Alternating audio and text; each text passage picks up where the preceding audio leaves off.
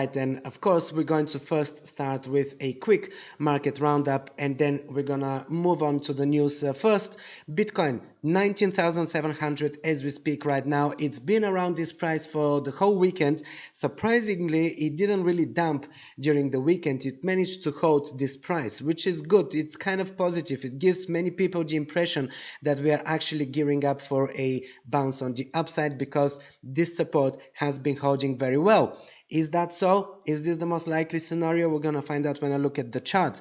Ethereum is pretty much at the same price as it was on Friday as well, but on the weekly, in the last 7 days, it's actually outperforming Bitcoin, and no surprise there. Of course, it's outperforming Bitcoin. The merge, the biggest upgrade that Ethereum has ever had, is just days away. It's now 13 days away or 12 days away, something like that. It is on the 15th of September, so we'll see how this play out. At this point, you know my stance on it. I feel that it's already priced in. The upgrade is already priced in. The buy the rumor, sell the news type of thing is already happening. This is why the selling pressure was quite huge last week, and we dropped to this lower price region. We are still in this price region. Are we going to find enough strength to actually go to the 1700? This is really my question. I want to see either at 1700, where I will happily sell, but at this price level, I'm not ready to sell. I'm not really looking to sell. BNB is down 1.16% in the last 24 hours, so not much of a change, $273. Cardano ADA had a very good week last week. I mean, today it's down 3%, so it is correcting, but it did have quite a run up in the last couple of days. On the weekly, as you can see, it is the biggest performer here in the top 10, 12% up on the weekly, and this is due to the Vasil hard fork, which is also a huge upgrade. I talked about this. I actually dedicated a whole separate episode to this hard fork to let you know what it entails, what can we expect from it. And of course, there is a lot of hype right now. It got postponed a couple of times already, and the latest date is announced. It is going to be in September. This is actually one of the news. It is 22nd of September, and I did say in my previous video that I want to see that hard fork happening not at the same time as the Ethereum merge. It needs to be at least a week away from the Ethereum merge, and that's exactly what it is. 22nd of September is pretty much a week away from the 15th of September, which is when the Ethereum hard fork is happening. So this is why the community was quite excited. We did see a lot of selling, a lot of buying interest in Cardano, and it pushed the price up. Today it's correcting a little bit, 3% down. It is at 48 cents, but we did touch the 50 cents over the last couple of days, which was great. It managed to flip with XRP. XRP now is below Cardano in the market cap ranking. Probably not for too long though. I mean, something will happen and it will propel XRP up again. And also the interest in ADA right now is high because of the hard fork, but after that it will subside. So I expect that ADA will drop below XRP yet again in the market cap ranking, but this is not really that important. It's important that the Vasil hard fork is happening. It's now confirmed for the 22nd of September, and we will finally see this upgrade. And there was a lot of speculation about the security issues about this upgrade. There were some bugs and glitches that were found, and quite major ones. So hopefully, fingers crossed, everything to go smoothly and that we don't see any major glitches once the upgrade is already implemented. Solana is at $31, so not much of a change since last week. In fact, on the weekly, we're only 2% up in Solana, so a very flat performance for the last 7 days. Dogecoin, pretty much the same, flat performance for the last week, no change, and in the last 24 hours, around 2% drop. Polkadot, in the last week, 8% up, just like Ether, not bad at all. And in the last day, 2.86% up, it's now at 750. But Polkadot is still far away from its highs of, around $50. So we're waiting for Polkadot to wake up and for stuff to happen. But as we can see, it managed to secure its place in the top 10 for the whole of this bear market. It did not fall from the top 10 coins, which is very important. That is a very good performance. I mean, some of the other leaders that were here in the top 10 over the last couple of years, like Chainlink, for instance, and Axie Infinity and some other tokens actually dropped from the top 10. Matic managed to stay in the top 10. Shiba managed to stay in the top 10, surprisingly. Avalanche was, for the bigger part of this bear market, was in the top 10, but now it's fallen below. But nonetheless, these coins performed quite well during this bear market. They all preserved a lot of their value, and they preserved their spots in the market cap ranking. Tron actually climbed to number 11, and Tron was way down below. But of course, they had upgrades. They still have a lot of things happening on the Tron network, so this is good for them. Uni is at number 14, and it's been there for a while, so this is also good performance. And we see that Ethereum Classic is also rising now. Only 3% up in the last 7 days, but if you look here in the last 3 months, it's 46% up, and it beats every other coin besides Matic. Only Matic here in the top coins is actually rivaling this performance of Ethereum Classic, and this is because now a lot of miners who already have the gear to mine Ethereum are going to switch to Ethereum Classic when Ethereum is switching from proof of work to proof of stake. We just saw some reports about a lot of traffic coming into Ethereum Classic, and by traffic I mean actually a lot of miners are actually switching to Ethereum Classic. They try to do it early on, because once Ethereum switches to proof of stake and more people are drawn to Ethereum Classic, the mining difficulty will actually jump up. So people are already starting to mine Ethereum Classic. However, it's not really pumping the price very much, but I mean, it is already up. It is already up. I'm expecting that it will go up even more. I'm not saying that I'm interested in buying Ethereum Classic at this point. This is very speculative, and during a bear market, I don't really want to have too many altcoins, so I'm not going to be buying Ethereum Classic, not at this point. But I will consider, if I see a strong performance, I could actually do some quick scalping. We'll see how it goes.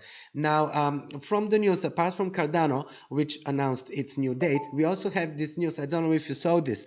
Apparently, Crypto.com accidentally refunded $10.5 million to a customer instead of just $100. What did the customer do? Well, they slept on it. They didn't say anything about it. They pretended it didn't happen. They didn't alert Crypto.com, which to me is very wrong. I mean, yes, you could argue that it's their mistake, Crypto.com, I mean, but just because it's someone else's mistake and not yours doesn't mean that you should sleep on it and do nothing about it. So Crypto.com is now taking them to court because the customer, it is a woman from Melbourne, Australian, and she basically received the refund back in May 2021, but she did not alert anyone. On top of it, she already bought a house for $1.35 million. These are Australian dollars, but nevertheless, this is a huge amount. Of course, I guess at this point, she was just expecting that she will keep this money.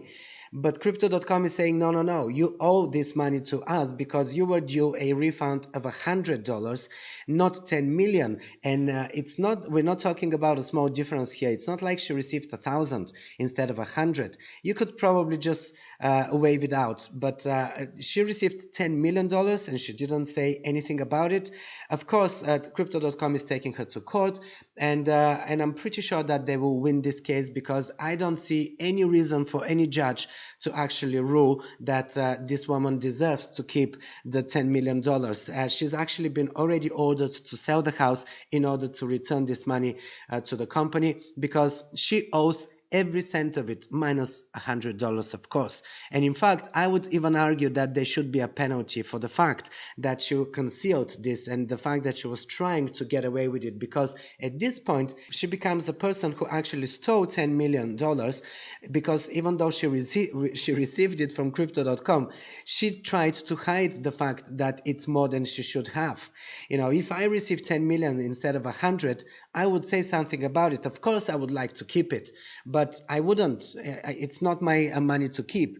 And we're going to go into the charts in just a moment, but first I want to draw your attention to this new analytics tool here in Token Metrics. As you know, I've been using Token Metrics for a few years. This is the best tool for analyzing the markets. All kinds of different tools, actually. It's not just one tool.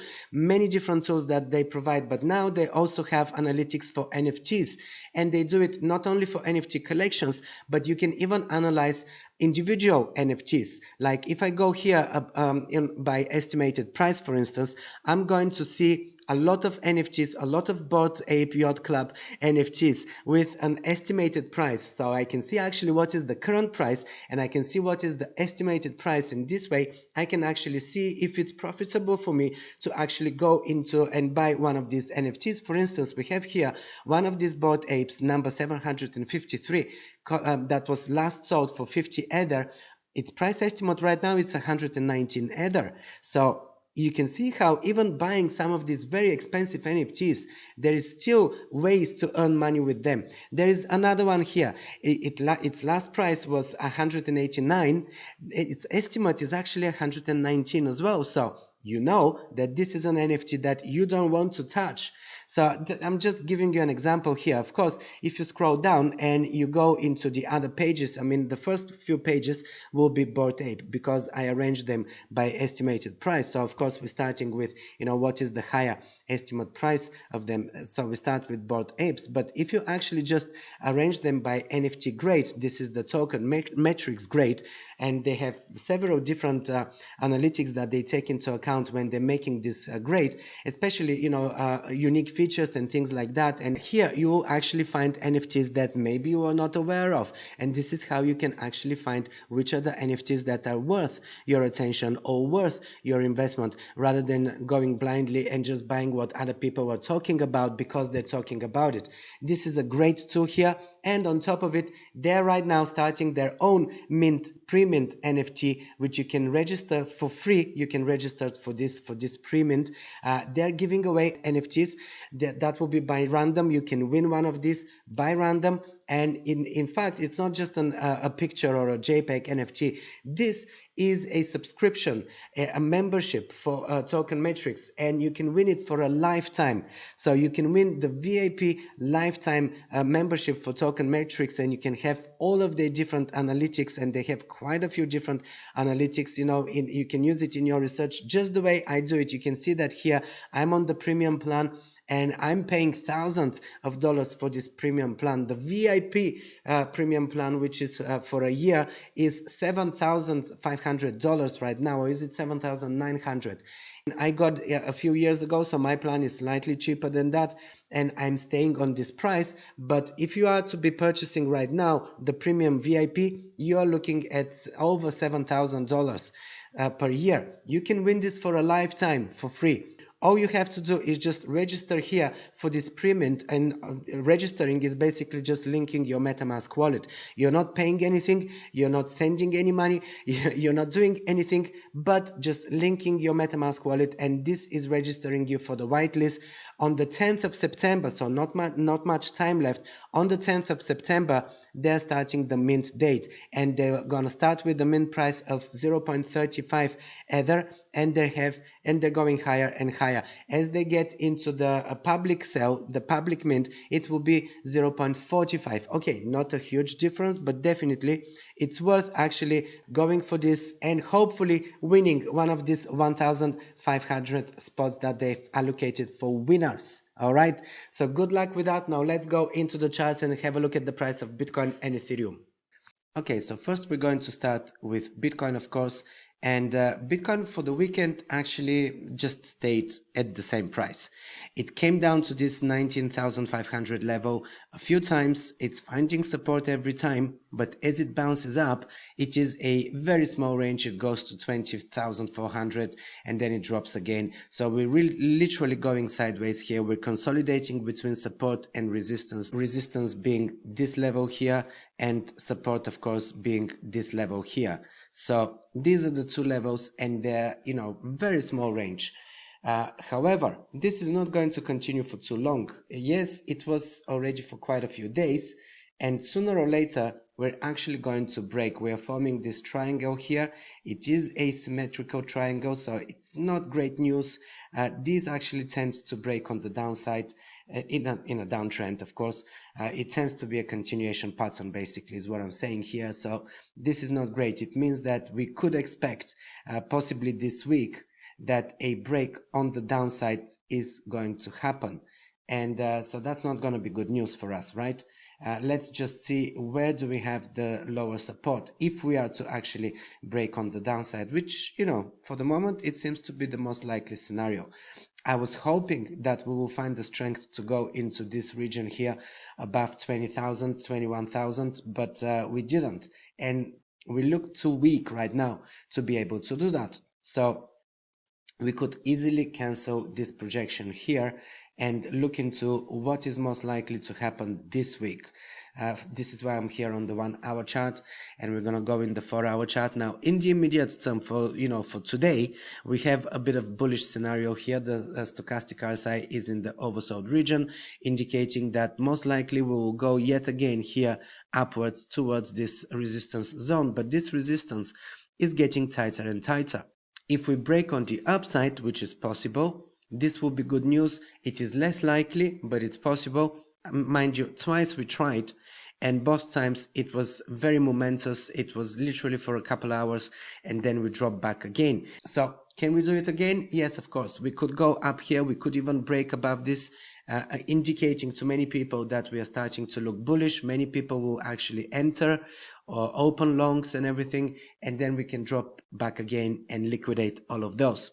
So we'll see if this will play out as I expect, but if we are to drop below the 19,000 region, where can we go? In the very short term, in fact, we can go to, let's see, the 1.618 Fibonacci level.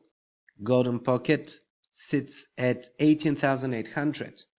Then we have yet another support, which is at 17,800. We already know these are two levels that we have visited earlier, so revisiting these levels will not surprise me. In fact, it will be the most likely scenario. Now, if we are to fail both of these support levels, what can we expect? The lower support is sitting at 16,000. And we do have even lower support at exactly 16. So this is 16,800, and then a lower support at 16,100, which I would call just 16,000, because if we are coming down there, most likely we are actually going to drop to the 16K. Now, I personally feel that the first support is going to hold us in the short term. Of course, this is not a strong support, so coming down to this support is already dangerous for us. It means that there is a likelihood that we drop to the upper 17,000 region, and then once we are in the upper 17,000 region, these will become resistance levels. So every time we come up here, we'll most likely get rejected, pushing us even lower and lower, and this is how we can actually get into this 16,000 region. We can come here, we can consolidate for some time, failure to break resistance, coming to the resistance, but failure to break that resistance will send us even below this support level. Then once we are in this region, this is gonna act as a resistance, so a rejection from here will send us to the lower support region. Then once we are in that lower support region, we'll see how it plays. So this is one possible scenario. Of course, there's other possible scenarios. This is not the only one. For me, this is quite a likely scenario right now because of this triangle here and because of the possible breakdown from this triangle. However, if we are to find strength and to break on the upside and actually start going upwards from here, we could actually see Bitcoin coming into the 20,000 region, maybe finding support this time at the base of the 20K. And if we find the support and we don't break below the 20K again, then we could actually look into going to 20,000 and 21,000 and even breaking above the 21,000 resistance, sending us towards the 23,000, which is the next 22, actually 400, and then we have 23,400. However, to me right now, as I'm seeing what is the price action, as I'm seeing the low volume and everything, to me a break on the downside is actually the more likely scenario. This week, right now, the sentiment, the volume, everything is showing me that we could actually drop further down rather than going upwards. This is for Bitcoin. Let's take a look at Ethereum. Now, this is on the daily. We're going to start with the daily Ethereum. As you can see, for some time now, Ethereum has been following that path that I projected for it some time ago. So no surprises there. Now we are actually consolidating, and I'm going to remove this just because it's already played out perfectly. It's actually, we have this 50th moving average acting as our resistance. We are trying but failing to break this resistance. We already tried here a few days ago, 3 days ago, on last week, end of last week, we tried to break above the 50th daily moving average and we failed. And as long as we are below this 50th moving average, I'm considering us to be bearish. However, with the merge coming, and it's coming very soon now, less than 2 weeks left, we could see a potential rally, a minor. I said that in my previous analysis as well. I'm not expecting a major rally. I'm not expecting that we're going to be going to 2000 or anything like that. But recovering to around 1700, this is quite possible. I actually feel that we do have enough strength to actually push us above the 1650 and to go to 1700 region, and definitely around 1700 we are going to find a resistance. We already have here a resistance that we failed to break. This level already acted as a resistance earlier. As you know, this was my ideal selling level, and I did have quite a few sell orders that some of them got filled in, but I did have some sell orders that I placed in the upper 1700 region. I placed them at around 1750, 1746 and stuff like that, and they didn't get filled in. So I'm still waiting and hoping that we will find enough strength to come back into this region so that I can sell around this price, because I'm expecting that after that we will see a sell-off again and we will see prices drop again. But it's also not very likely at this point that we will be going into the upper 1700 region. I feel that, as you can see here, we have a drop in volume. I mean, price going up, volume going down, price going up, volume going down again. That's not good for us. This is indicating that we don't have enough strength to actually continue the rally on the upside, and most likely, for the moment, we have enough strength to go sideways, but most likely we will find some more selling pressure and it will take us down to this level, which I've projected, and I'm expecting that coming down to the 1400, this will be a decent accumulation zone. Are we going to drop below 1400 though? Are we going to drop to 1300? Well, it is possible. Even if we do though, bear in mind, we do have a support here. This is quite a decent support at 1337, so 1330. This could be a decent bottom for us, local bottom, not a bottom of the whole bear market. We already printed a lower, prices. So we'll see how this will play out. I feel that coming down in this area, lower 1400, even 1300 is very possible for us, and it will be a time to accumulate. For those who sold earlier, this will be a accumulation zone.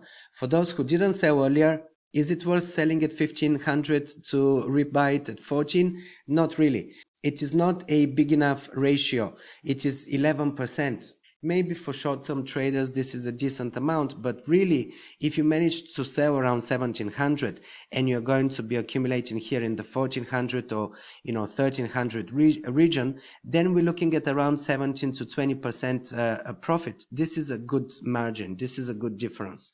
So this is worth it, but it's not worth it selling it at 1500 and rebuying it at 1400. That's too small of a range. So maybe you're just gonna wait it out. We'll see how it goes. For the moment though, we are printing lower lows, and we have printed now a lower high from the previous. We have here a previous low and we made a lower one. We have a previous high and we printed a lower one. So for the moment, and here again, this low is lower than the previous one. This high is lower than the previous one. So this is a perfect bear market here. This is a perfect bearish scenario. And we are going here for a fifth wave. So most likely coming down into this region is going to complete these 5 waves on the downside, after which we will be looking into a corrective ABC which is most likely going to look like something like that. This is what I'm expecting for Ethereum for the coming weeks. This is on the daily, so I'm not talking for the next few days. I'm talking here for the next couple of weeks. But of course, the merge could surprise us. We could see another hype, a big sentiment boost or anything that could actually take us higher than what I'm projecting. We'll see how it goes. This is what I'm seeing as the most likely scenario right now. But of course, I could be wrong. So don't take this as a investment advice or trading advice. This is just me analyzing the charts, giving you my opinion and analyzing what makes sense to me. Alright, well, this wraps up today's episode, guys. I hope this is helping you, and if it does, please show your appreciation, leave a like and a comment below. This will help the algorithms pick up this video so that it can reach more people, for which I am very grateful to you guys. And also, while you're here, don't forget to check out the links in the description below, where I drop the links to all of the crypto services that I'm personally using and that I recommend to you. And also, while you're here, just pick another one of my videos. I'm gonna see you in the next one.